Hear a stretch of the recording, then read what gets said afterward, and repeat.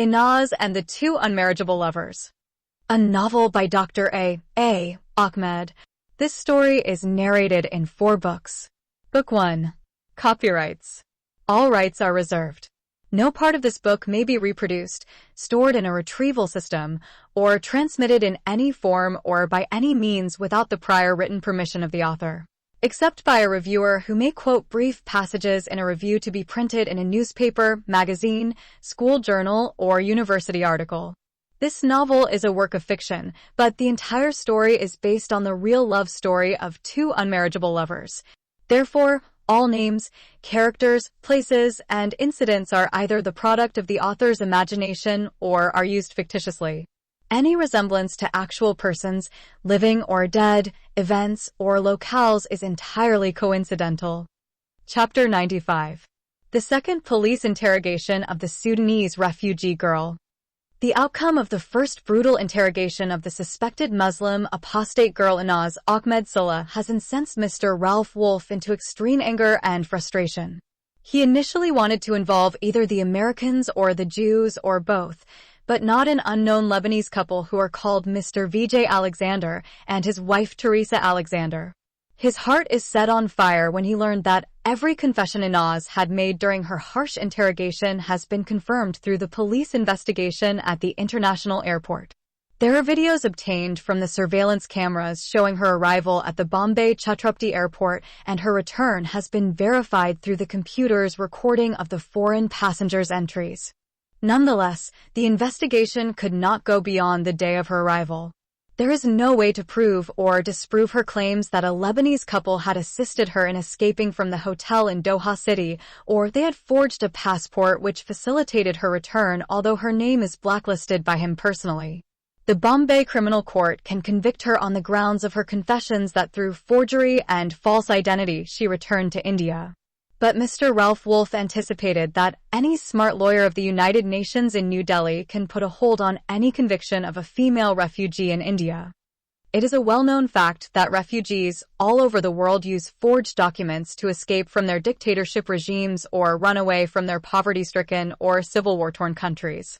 In the case of the Sudanese apostate and refugee girl, her lawyer of the UN office can argue that her life is in imminent danger if she gets deported or extradited to her Muslim country.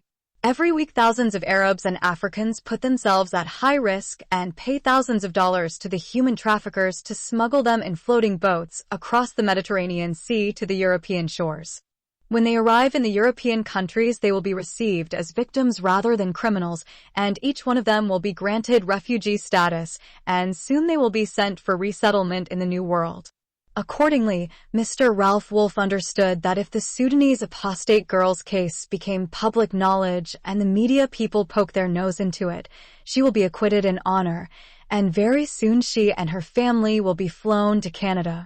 Before such a thing can happen, the wicked Ralph Wolf decided to abduct and slay the stray sheep girl Inaz before another Sam sheepdog comes along and rescue her from him. In consequence of achieving such an evil goal, the dangerous Muslim wolf spent a restless night trying to come up with a new flawless plot to destroy the Sudanese apostate girl's life because she tarnished the beautiful name of Islam and spoiled the aromatic biography of the beloved Prophet Muhammad, who is the Master of creation and sent by Allah as a mercy to humanity. He wants to destroy her without having her blood in his hands. He knows he can hire Hindu killers and send them to murder her if she is not under his custody. He also knows he can send his Hindu mistress, the woman in man's clothing, and order her to torture the Sudanese apostate girl to death. But the UN and other international human rights and women's rights organizations may put pressure on the Indian government and investigate her death, and through his evil mistress, he will be dragged and involved in her assassination. Finally, after cracking his evil brain throughout the night, Ralph Wolf decided to force the Muslim apostate girl Inaz to alter her confessions. He wants to build up a foolproof case against her. A strong case with a criminal charge that no lawyer in the world can stop her from going to prison for quite a long time. He knows only a murder charge or drugs-related charge can send her either to the gallows or behind bars for the rest of her life. In accordance with that, the new head of the CID, The evil Muslim man Ralph Wolf has attended in person the second harsh interrogation of the suspected female foreign refugee girl Inaz Ahmed Salah. He had already contacted his Hindu mistress and shared his evil scheme with her. The evil duo of the corrupt Indian law is like two bad-omened birds, a monstrous crow, and a ghost-like owl have haunted the small interrogation room, and they began to carry their worst interrogation method on the innocent apostate girl. Those two bad-omened birds are worse than the ugly crow, the despicable Muslim boy Khalid Maman Alajabo, and the adulterous Christian girl, the evil Mary Akal. After repeatedly subjecting their female foreign victim to that cruel waterboarding enhanced harsh interrogation through the two huge balls-like breasts of the Hindu policewoman, Ralph Wolf informed Inaz that she had lied in her confessions. According to him, the police investigation at the Bombay International Airport revealed that she had returned to the country under an Indian passport and not a Lebanese passport. This is truly a serious mistake that Inaz had committed in her first harsh interrogation. She falsely claimed that she had returned to India under a Lebanese passport of an Arab woman called Mrs. Teresa Alexander. The foreign passport carried her photo, but it has the name of the Arab woman whose husband had helped her to escape from the hotel in Doha. Inaz could not find a proper answer to that tricky question. She does not want to reveal whose passport she used. Nonetheless, Ralph Wolf saved her the trouble when he falsely claimed that, through the Indian police intelligence, he was able to identify the Lebanese couple who assisted her through bribery and forgery. He said to her Mr. Vijay Alexander and his Arab wife Mrs. Teresa Alexander are notorious drug traffickers who are already known to every narcotics enforcement police officer in Bombay. According to his false story, they are not Lebanese Christians, but they are Malayali Christians who are originally from Kerala province in South India. But apparently, they had deceived her by concealing their true identities and falsely claiming to be Arabs. Now Ralph Wolf wanted to know why those Indian drug lords helped a girl who is unknown to them and of no use to them. Inaz knew the whole theory is built on lies. Nonetheless, to avoid dragging the real Mr. Vijay Alexander and his sister Mississippi Teresa Alexander into her serious charge, she feigned to be clueless of the ulterior motives of those Indian Malayali Christians. After he had dragged her legs that far, Ralph Wolf began to reveal his evil scheme. He told Inaz that the narcotics police of Bombay were able to unearth the wicked deal she made with those notorious overseas Indian criminals.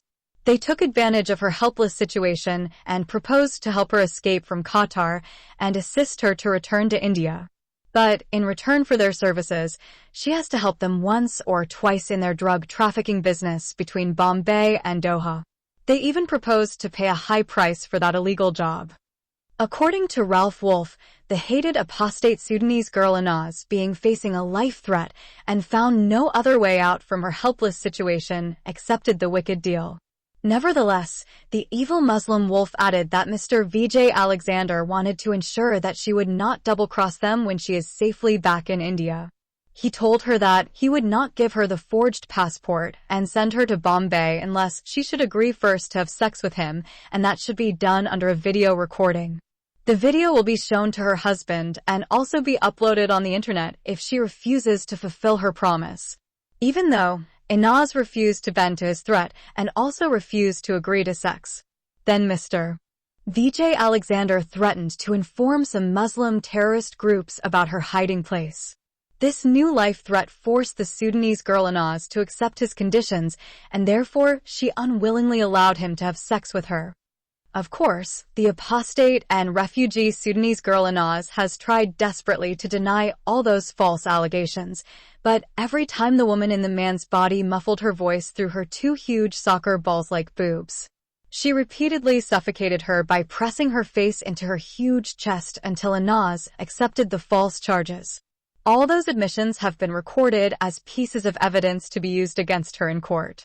After that, the two evil birds, the crow and the owl, produced photos of a Muslim young woman who wrapped her entire body from head to feet with a black burqa, which made her look like the wife of the devil. They said the burqa woman is Inaz herself. The photos showed the black female creature in various locations in Bombay City. Some photos showed the black burqa woman coming out of the apartment of Joseph and Inaz and Kalina, other photos while she was standing and receiving a handbag from an Afghani old man at Bandra Fair steps, and yet other photos while she was sitting on a bench at Bandra local train station and giving the same handbag to a black African young man. Then the Muslim head of the Bombay CID claimed that some of the Bombay narcotics police officers followed the African foreign student to his apartment in the Unmarriageable area. After a couple of hours, they raided his apartment and found with him other 2 foreign African boys and 3 black girls. They were in the process of preparing the illegal stuff in small capsules and swallowing them. They were all about to fly to the Middle East on the same day. They were arrested and the capsules were removed from their stomachs. All foreign boys are Nigerians, and their girlfriends are 2 Kenyans and 1 girl who is a Sudanese from the south of Sudan. After forcing her to admit those false accusations, the evil Muslim man Ralph Wolf decided to make his own wicked deal with his victim. He knew that the apostate girl Inaz has become a helpless prey in his hands. So, he said to her, he could understand her problem and why she agreed to compromise in her honor at Doha City and took part in the drug smuggling at Bombay City. He further said any girl in her helpless situation would agree to those unfair conditions to escape from those fanatic Muslim Arabs who gathered around her hotel and wanted to shed her blood. He made a lip promise that he is not going to bring in court those photos of her which proved that she took part in drug smuggling. He further said to her, if those strong proofs are shown to the judge of the criminal court, he will hand her down the maximum sentence of 19 years imprisonment under hard labor. In that case, she is going to be separated from her husband and daughter forever. He frightened her by telling her that it is a common occurrence in the Indian jails that foreign convicts were killed by their Indian inmates. He said to her, each and every Indian suffers from xenophobia. So, being a convicted female foreigner, Inaz should not expect to survive more than a year in any Indian women's prison. Having filled her heart with indescribable fear and intimidation, the evil Ralph Wolf said to his victim, but if you accept my deal, I will hide and suppress all the accumulated evidence of drug smuggling against you, and I will send you to the criminal court with the charges of forgery and stealing someone's identity. The judge may give you 2 or 4 years of jail sentence. But with good conduct, you may walk out as a free young woman through parole in less than a couple of years, and then fly with your husband and daughter to Canada and live there happily ever after. Chapter 96. The Wicked Deal. The unjustly detained Sudanese apostate and refugee girl Inaz Ahmed Salah has believed the lies of the evil Muslim man Ralph Wolf, who is the new head of the Bombay Criminal Investigation Department, and therefore she allowed him to get what he wanted from her sexy body. She is like an unprotected, beautiful young woman for the hungry wolf, and a lump of fresh meat is hard for him to leave intact. As a Muslim man, he is taught a woman is a wara or naked, and hence he can see nothing in Inaz except an open pussy. Therefore, the beautiful detained foreign girl knew and understood that without his blackmailing and her compromise he can rape her because she is a helpless young female who is totally under his control. When she was a free girl, she heard that it is quite common practice in Indian jails for a young woman of her beauty and age to be gang raped inside the interrogation room. At this junction, she recollected how the Indian girl Nishitha Naga Suresh, who got abducted with her in New Delhi, got brutally raped by 4 Indian men who dressed up in police khaki uniforms. As a matter of fact, the detained foreign girl Inaz put her honor at the stake to protect the honor and reputation of the 2 good Indians who risked their lives and rescued her from those Muslim terrorists and brought her on the wings of an eagle to her Ethiopian husband Joseph and baby daughter Grace. She weighed the pros and cons, and on that basis, she agreed to compromise in her honor. She understood that her evil police interrogators had fabricated some false pieces of evidence against her, and with that strong proof they could send her behind bars forever. For the suspect Inaz to escape from the trap of those malicious accusations, she has to tell the judge of the Bombay Criminal Court the true 2 Indians who forged her Indian passport and helped her to escape from the hotel at Doha and return to her family in Bombay. But she had already made up her mind that, Even if the Indian policemen have to rape her 100 times or cut her body in bits and pieces, she should not betray her best girlfriend Teresa Alexander and her brother in Christ, Mr. Vijay Alexander. Accordingly, she accepted the wicked deal of the Muslim man Ralph Wolf. By the way, the real name of that wicked lawless man is Mr. Aslam Noor al-Haq. Aslam means the person who embraced the religion of peace, and Noor al-Haq means the person who has the light of the only true religion in the world. However, that evil man is supposed to be renamed the Prince of Darkness or the Devil Incarnate. Therefore, we will continue calling him Ralph Wolf, who loves to steal the sheep and rape them inside the animal farm. The Muslim rapist has videotaped his evil act with his helpless victim, the Sudanese refugee girl Inaz, and threatened to use it against her if she changed her words in court. He put on his ugly face a black mask while he is raping her. His Hindu mistress is the one who shot the video. He then told his new sex victim, if she speaks out about having sex with him in the interrogation room, he will bring the video to court and say the man with her in the video is the notorious drug trafficker Vijay Alexander. Since he is an Indian and the alleged notorious criminal is an Indian too, the Bombay Criminal Court will definitely believe the story of the narcotics police and sentence her to life. Nevertheless, Ralph Wolf has determined to punish the foreign refugee girl for her apostasy from Islam, her speeches against his so-called religion of peace and his beloved Prophet Muhammad, and her challenge to his authority. He considered her return to India and her foiling of his plot to extradite her to Sudan as a challenge to his unchallengeable absolute power. He has decided after her conviction either to send a female Muslim terrorist to murder her inside the women's prison or extradite her to Sudan for her to be put to death as an apostate girl from Islam. After preparing more than enough pieces of evidence against the Muslim apostate girl, which he knows will give her 19 years prison term under hard labor, the evil Muslim man contacted the Sudanese embassy in New Delhi. He proposed a plan to release his Muslim brother Mr. Ahmed, who is the imprisoned evil father of Inaz, and send him back to Sudan. He raped his daughter Inaz and called her father his Muslim brother. Ralph Wolf told the Sudanese ambassador to make an official undertaking to the Bombay Jail Authority that he wants the convicted Sudanese citizen, Mr. Ahmed, to spend the rest of his jail term in a prison in Khartoum City. He even drafted the undertaking and sent it to him. He just asked him to sign it and put the embassy stamp on it and then send it back to him. As soon as he received it back, he forwarded it to the Bombay Jail Authority. In less than a couple of weeks, the tyrant and murderer, the proud Sudanese lawyer, Mr. Ahmed has been released from the bottomless pit and transferred from the Arthur Road Central Prison to the Chhatrapati International Airport, and then he has been flown in a direct flight to his country of origin, the Kingdom of Kush.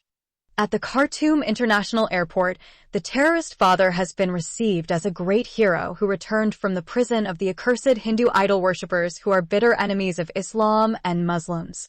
He has been welcomed by the big man himself, who used to be the former emir of the Muslim Brotherhood in Pune City.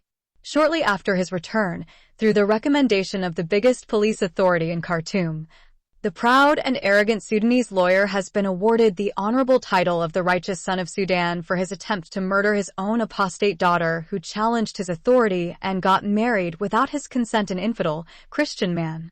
In the Muslim world, that title has more honor than the title of the person who received the Nobel Peace Prize. Those who are interested to look ahead to the future life of the highly honored Sudanese lawyer, Mr. Ahmed, he has eventually become the Minister of Justice in the Democratic Republic of Sudan.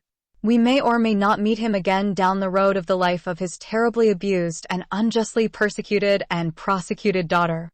Meanwhile, the good Indian business tycoon Mr. Vijay Alexander has not left a stone unturned while he is trying to exonerate the innocent apostate girl Inaz from that charge of returning to India, even though her name is blacklisted by the head of the Bombay Criminal Investigation Department.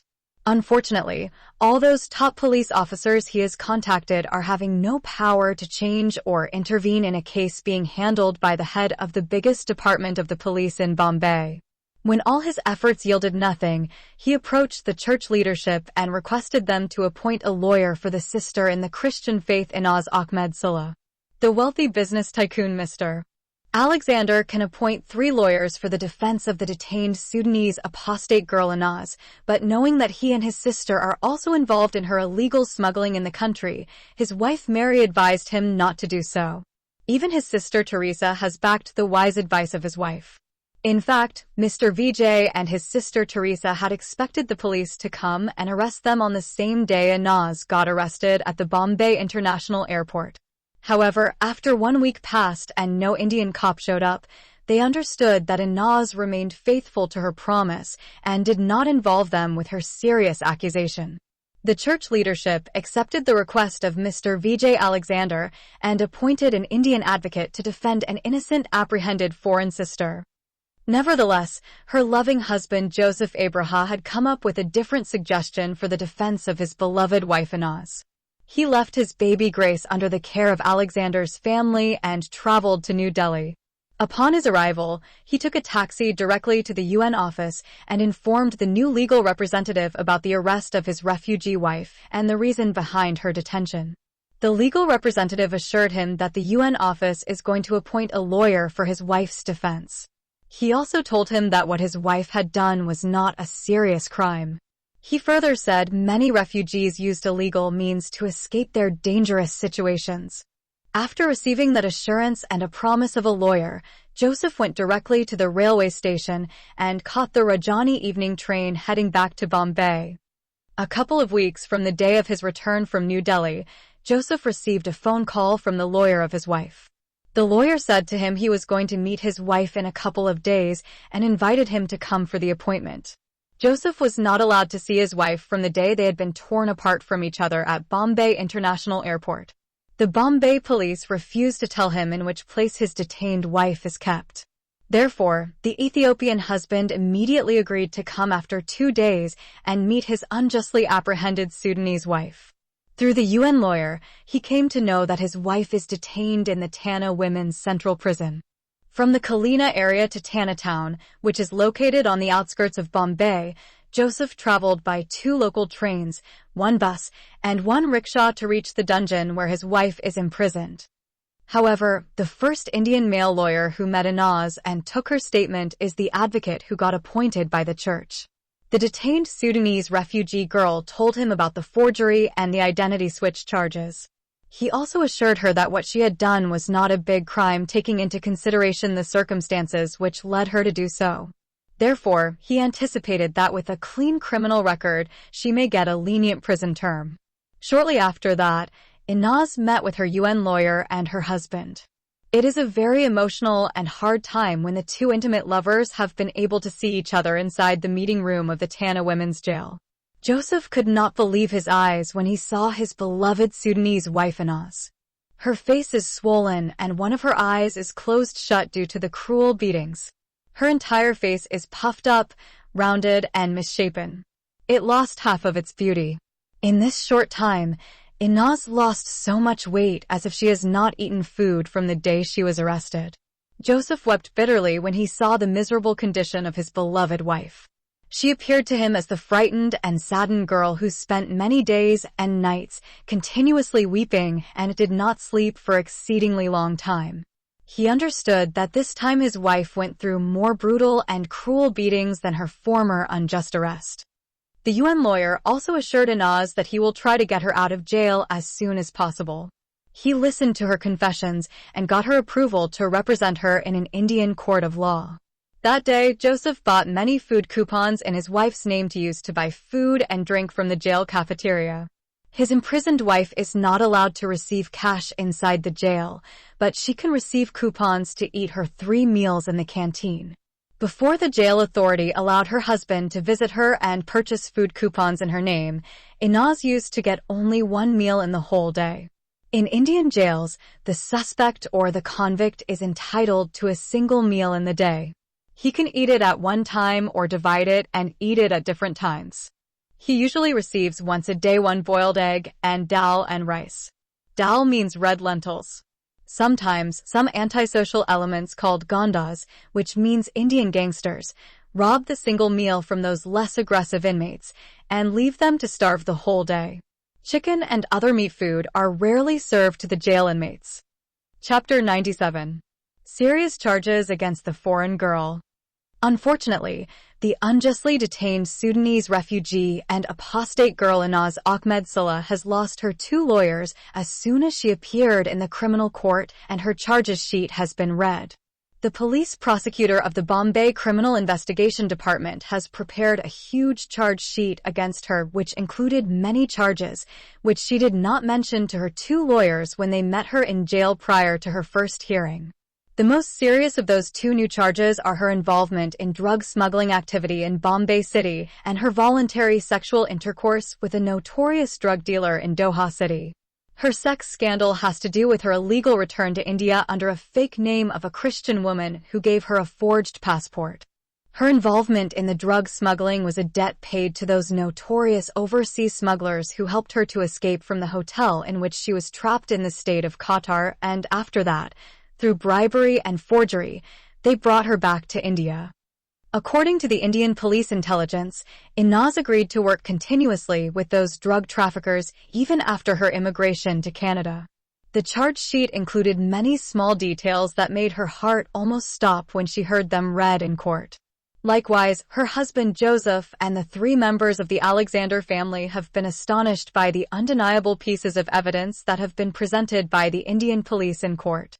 The head of the Bombay Criminal Investigation Department and the leader of the Narcotics Police Department have jointly supplied overwhelming evidence to convict the suspect female foreign student Inaz Ahmed Salah and keep her behind bars for the rest of her life. The 2 lawyers understood that they will not be able to refute or deny those solid proofs, which the Bombay police have presented in court. Inaz understood that she has been badly deceived, betrayed, and double-crossed by those 2 wicked police officers who harshly and brutally interrogated her. The promise she received after she surrendered her body to be raped by a man as old in age as her father is false, deceptive, empty, and malicious. The wicked Muslim man abused his authority and took advantage of his helpless victim and raped her free of charge. Instead of using the law to protect and defend a terribly abused and persecuted girl like her, he wielded his authority as a weapon and used it to manipulate the law and rape a defenseless foreign girl. Inaz knows whatever she will do or say is not going to rescue her from receiving the maximum prison sentence. Therefore, she concluded that her life had been ruined and she lost her husband and her daughter forever. She covered her face with her hands and began to cry bitterly.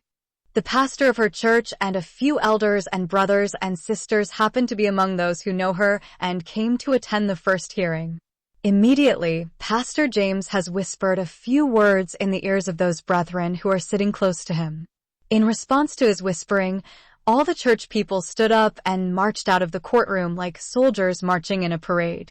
In front of the courtroom, the church elders conducted a quick meeting and collectively reached the decision to withdraw their legal support from the imprisoned apostate Sudanese girl. They believe the money of the church is blessed through the saints' prayers and therefore should not be used to defend a backslidden sister who committed adultery and engaged in drug smuggling activity to escape from persecution and imminent death threat. She should have chosen to be killed than committing adultery with a bad, unbelieving Christian man and helping him to smuggle his drug. Accordingly, the pastor met with the church lawyer and informed him about the decision of the leadership and canceled his appointment. The lawyer of the UN office also contacted his headquarters in New Delhi and updated them about the new developments in the case of the Sudanese refugee girl Inaz Ahmed Salah. The United Nations office likewise canceled their legal aid to the accused foreign girl. They told him the UN office cannot defend foreign criminals. Therefore, the detained apostate Sudanese girl has become without any lawyer to defend her in court. Nevertheless, her husband and the Alexander family met her after the first hearing is over and tried to talk to her, but her female guards pushed them away and took her inside their police wagon and drove away. Among all the 4, Joseph is the one who is going through the darkest and most difficult time in all his life. Mr. Vijay Alexander, Mrs. Mary Alexander, and Miss Teresa Alexander all know Inaz is innocent of the sex scandal. How could she have sex with Mr. Vijay Alexander when he did not travel to Doha and met her in the hotel? It was his sister Teresa who traveled all the way from India to Qatar and met with the ambushed apostate girl Inaz inside the hotel and gave her the forged Indian passport and assisted her in escaping while disguising herself as a boy and returning to India under a fake identity. Therefore, they are puzzled about the charge sheet which mentioned that Inaz met with notorious Indian drug traffickers by the names of Mr. Vijay Alexander and his wife Mrs. Teresa Alexander, and they helped her to escape from the hotel in Doha City. Then, Mr. Alexander convinced her to have sex with him and helped them in their drug activities in Bombay. Moreover, how Inaz could follow the orders of fictitious drug dealers and take part in their illegal activities. For that reason, the Alexander family wants to meet with Inaz and ask her those questions, but the police female guards prevented them. Unfortunately, on the contrary, her Ethiopian husband Joseph is the only one among the four who believed everything the charge sheet had mentioned about his Sudanese apostate wife. As a consequence of his irrational belief, he is going through those difficult thoughts and hard times.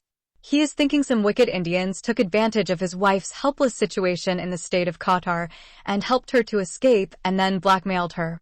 They told her if she agreed to have sex with one of them, then they would help her to escape and return to her family in India. For the sake of being rescued from those Arab terrorists and return to her husband and daughter Inaz accepted their evil terms. Most probably, thought Joseph, they used that sex video and blackmailed her in helping them in their drugs business in Bombay. Joseph is still kept in darkness regarding who are the real people who planned and executed the escape and return of his wife to India. Neither his Sudanese girlfriend Inaz nor any one of the three members of the Alexander family have revealed to him how his trapped wife escaped from her ambush at Doha City and how she returned to India although her name is blacklisted. It is a mystery that puzzled him, but his wife promised to reveal it to him only after they safely reach their promised land that flows with honey and money. Nevertheless, the loving Joseph has decided to remain faithful to his beloved wife. He understood that any girl in the situation of his wife would do what she had done. What troubled him not what his wife had done, but what she is going to face due to those terrible crimes she was compelled to commit against her better judgment. He knows India has zero tolerance for drug crimes. Indians believe that the murderer murders one person, the terrorist blows up his body in smithereens and kills with him a few innocent people, but the drug dealer destroys the whole society and murders the lives of thousands of young people. Accordingly, the Ethiopian husband Joseph concluded that his Sudanese apostate wife Inaz is going to be separated from him and her daughter for many years. Nonetheless, he also knows deep down in his heart he can never leave his beloved girlfriend Inaz and go for another girl. Even if he has to wait for 20 years for his imprisoned beloved wife to come out of the Indian prison, he will wait for her. Therefore, the extremely handsome Ethiopian boyfriend Joseph Abraha swore by his God and Holy Bible that he is going nowhere without his beautiful Sudanese girlfriend Inaz Ahmed Sulla. Chapter 98. Life in the Dangerous Indian Women's Prison. Mr. Vijay Alexander and his wife Mary Alexander tried to convince the church leadership that they should not have so quickly forsaken the Muslim apostate girl who had been unjustly extradited to Sudan, and now she is arrested without a serious illegal offense against her. They requested them to meet with her in jail and hear her story. They have to know whether those accusations are true or not. Unfortunately, the leadership said their decision is irrevocable and final. In consequence of that unfair decision, in a private family meeting, the three members of the Alexander family have decided to shoulder alone the responsibility of appointing a third lawyer for Inaz. They felt guilty because they knew that they were the ones who put her in that unpleasant and difficult situation. If truly Inaz had committed adultery in Doha City and participated in drug smuggling activity in Bombay, then they all have to be blamed as well for her alleged crimes. Accordingly, Mr. Alexander approached a good lawyer, paid him in advance, and requested him to meet with his female foreign client Inaz Ahmed Sulla and hear her new confessions. When her new Indian lawyer met with her, Inaz admitted everything written against her in the charge sheet except the drug smuggling and sex scandal charges. She pleaded in tears to be innocent of those two malicious charges. She informed her new lawyer that since the day she had returned from Qatar to India, she did not go out of her apartment except thrice. The first time, when she traveled with her husband and their baby daughter from Bombay to New Delhi, and both went to the UN office and applied for resettlement in Canada. The second time, she went with her husband to the Churchgate and Colaba areas. The third time, on the same day she was supposed to fly with her family to Canada, but she got arrested at the Bombay International Airport. On the morning of that final day, she traveled with her husband to Bombay downtown and visited many places such as Nariman Point, Colaba, the seashore of Marine Drive, and finally the International Students Hostel. As a consequence of that, she emphatically denied the false accusation that she was the Muslim girl in the black burqa who met the Afghani old man at the Bandra Fair steps and took the handbag from him and passed it to the African boy in the Bandra local train station. Moreover, she said the photo of that black-clad burqa girl that was taken in front of the door of her apartment in the Kalina area was a fabrication meant to implicate her in the drug crime. How the Bombay Criminal Court can accept pictures of a girl covered from head to toe in a black burqa to be her photos. The lawyer told her there is still enough evidence to convict her with the drug charge. First of all, she admitted on tape that she met the two Indian drug traffickers in Qatar state and agreed to have sex with the husband, and also promised to help them with their drug business if they helped her to return to her family in India. Inaz has become dumbstruck when her lawyer confronted her with her own recorded confessions. She knows there are no Indian drug dealers by the names of Vijay Alexander and Teresa Alexander. But she also knows she cannot reveal to the Bombay Police Authority, or her lawyer, or the judge of the criminal court the identities of the real Vijay Alexander and Teresa Alexander. Moreover, she knew who deceived her and blackmailed her into having with him consensual sex. But she expected no one may believe her words if she said the head of the Bombay CID had raped her and the huge Hindu policewoman shot the video. How the judge of the Bombay Criminal Court is going to identify a man who is wearing a black mask who raped her inside the police interrogation room. When that hideous crime had been committed against her, there were no other police officers with them in the interrogation room except her rapist and his Hindu mistress. In the meantime, the detained apostate girl Inaz is suffering day and night inside the jail. She is thinking time and again about her bleak future in the Indian jail. How is she going to spend 19 long years without hope or encouragement? Her life in jail is full of depression, dreary, and without love. Thinking too much about her dark future made her depressed and suicidal. If her untimely death will not hurt those who love her, she might have already killed herself from the day her charge sheet was read in the Bombay Criminal Court. Besides her mental tortures and heart troubles, Inaz is also facing many other problems inside the filthy Indian jail. To understand the many hardships and problems that the innocent Sudanese refugee girl is facing inside the Indian jail, close your eyes and imagine you are in the filthiest public restroom you have ever visited. Take a deep breath while conjuring up a stench that lingers in places where only roaches and vermin dare to trod. Combine those odors with the scent of dirty sweat socks, Indian saris, salwar and kameez and underwear, urine, feces, and vomit. Picture yourself living or working where every breath is similar to what I have described above. There is never a single lungful of fresh air to inhale. Can you drink water from a sink that is used to wash the feet of a woman who just finished working on a roadside work gang for 8 hours in 90 degrees Fahrenheit heat, which is equal to 32 degrees Celsius? A sink positioned 2 feet above a toilet that is used several times a day by 20 to 30 women, but is only capable of being flushed twice in 8 hours.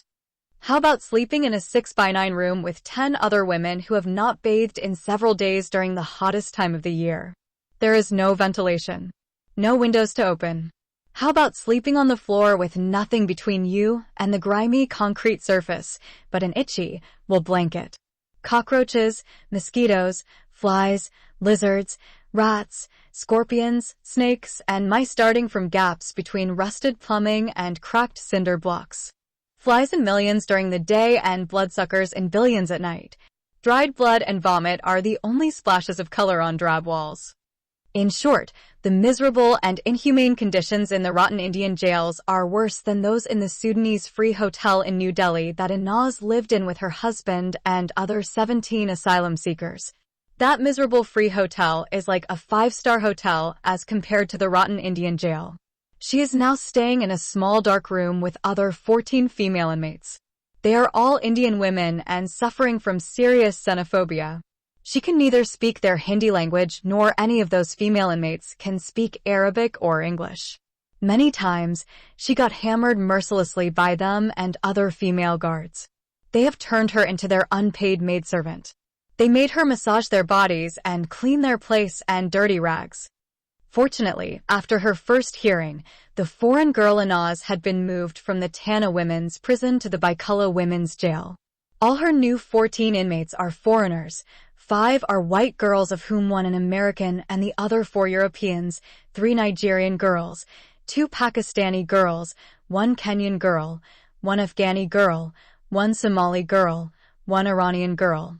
And Inaz is the only female suspect who was once a female citizen of the Kingdom of Tartarus, which inoffensively is called an Arab and African country. All the 15 girls were arrested under the charges of drug smuggling activities from India to Arab and Western countries. All the 14 girls were caught red-handed and admitted their charges except Inaz. To avoid mentioning more heartbreaking details about the miserable life of the innocent refugee girl Inaz inside the Indian women's jail, we need to make a huge jump in time and space through a leap of faith. In those inhumane conditions, the apostate Sudanese girl lived for 1 year before the final hearing of her trial came. Usually, the Indian female suspects can remain on remand for at least 3 years before their cases are finalized. If the female suspect inquiries about the reason for such a long delay in her final trial, the court authority will tell her there are thousands of cases submitted before her arrest. Nevertheless, those female foreign suspects, due to outside pressures by their embassies and consulates, have been tried in a short period. The trouble of the apostate girl increased after 2 months from the time she got arrested. She missed her period twice before she came to know that she was pregnant. She knows that she has not been impregnated by her husband. After delivering her first baby girl, the lovers decided not to have another baby until they moved to another country, and both are gainfully employed. Therefore, she understood that she had been impregnated by her rapist Ralph Wolf. Until that moment, she did not tell anybody about her rape inside the interrogation room, which was witnessed and documented in tape by the Hindu policewoman who is the secret mistress of the head of the Bombay CID. She expected no one was going to believe her words. She had already condemned herself by her own admissions, which were played in court as evidence against her. She said she had agreed to have sex with the notorious drug trafficker Vijay Alexander. But now, Inaz has strong evidence to prove her rapist is the one who deceived her and forced her to make false confessions. To identify a child's biological father, the Indian court allows the mother to file for a DNA paternity test. For that reason, Inaz decided to remain silent until her baby is born. The other foreign female inmates cautioned her to be extremely careful and not draw the ire of the prison female guards and officials. Many women had been beaten mindlessly, including pregnant ones. She will not be given nutritious food, and she will be lucky if they take her to the hospital before her water breaks. They will wait till the last minute. Many pregnant inmates had given birth on the way to the hospital, in the police wagons. Her husband Joseph discovered his wife was pregnant after 3 months. But he avoided talking to her about it because he thought his wife's pregnancy was the result of sexual intercourse. She was compelled to engage herself in it to buy her freedom. He knew after their daughter was born, they used condoms whenever they slept together.